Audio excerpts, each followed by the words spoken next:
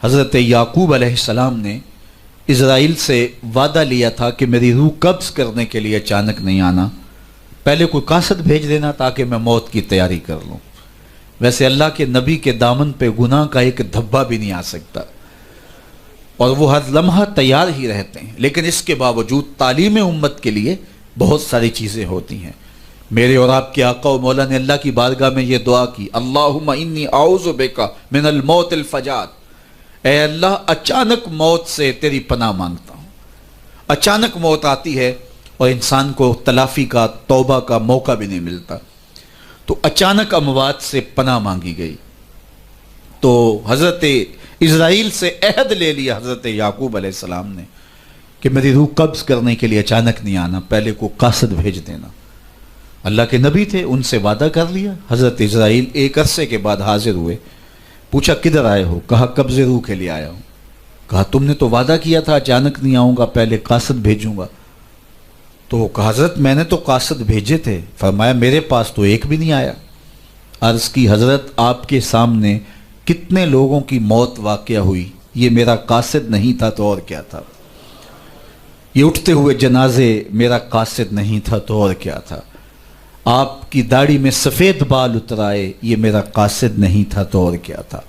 جب بینائی کم پڑنے لگے، جب اعضاء مدمحل ہو جائیں، جب چلتے ہوئے ٹھوکنے لگے، جب بولتے ہوئے لکنت آنے لگے، جب یادداشت کھونے لگے، تو سمجھ لو پیغام موت آ گیا۔ یہ ڈوبتا ہوا سورج ہمیں موت کا پیغام دے کے جا رہا ہے۔ دیکھو کیسا بھنک پن تھا، کیسی دوپہر تھی، کیسی کرنوں کی تمازت اور حدت، شدت اور گرمی تھی، لیکن آج درد غروب سے زرد ہوا جا رہا ہوں۔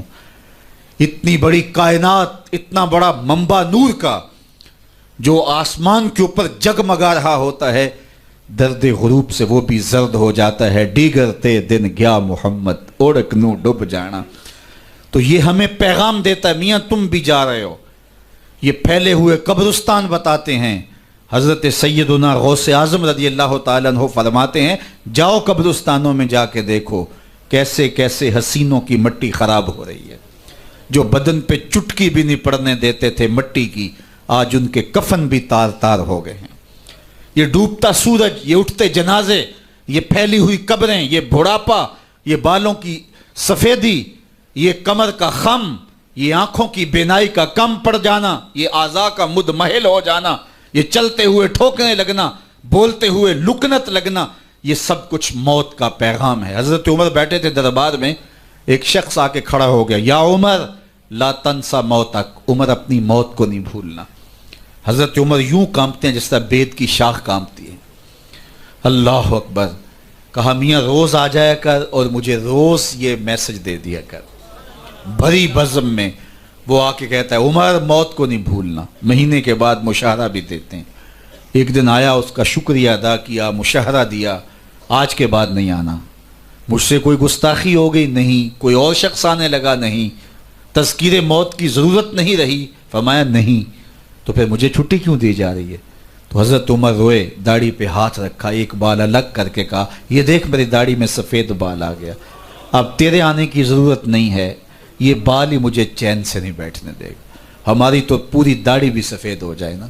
میاں صاحب بولے ہڈیاں کمبن گوڈے کھڑکن تے اڑ گیا لک تیرا، اجے بھی بدیوں باز نہ آئوں جیو مرد دلیرا، فما اصبرہم علی النار۔ اللہ قرآن میں فرماتا ہے لوگوں کا آگ پہ کتنا حوصلہ ہے، کتنا حوصلہ ہے لوگوں کا آگ پہ۔ کہتے ہیں دیکھو دیکھی جائے گی، کہتے ہیں دیکھ لیں گے۔ کوئی کہتا فلاں بخشا گیا تو میں بھی بخشا جاؤں گا۔ کوئی کہتا یہ جہاں مٹھا اگلا کس نے ڈٹھا، جاؤ قبرستانوں میں پوچھو دیکھا ہے کہ نہیں دیکھا ہے، کتنے کتنے حسینوں کی مٹی خراب ہو رہی ہے۔ تو قبل اس سے کہ وہ وقت آئے کوئی حجت باقی نہ رہے، مجھے اور آپ اپنی زندگی کو اللہ کے حضور سپرد کرنا ہے اور موت کا ذائقہ ہر ایک نے چکھنا ہے قبل اس سے کہ وہ وقت آ جائے اور پھر پچھتاوا ہو۔ آج میں اور آپ اپنی زندگی کو اللہ کے حضور پیش کرنے سے پہلے اپنے آپ کو تیار کریں۔ دو چیزیں دل کا زنگ اتارتی ہیں، کثرت کے ساتھ موت کی یاد اور قرآن مجید کی تلاوت۔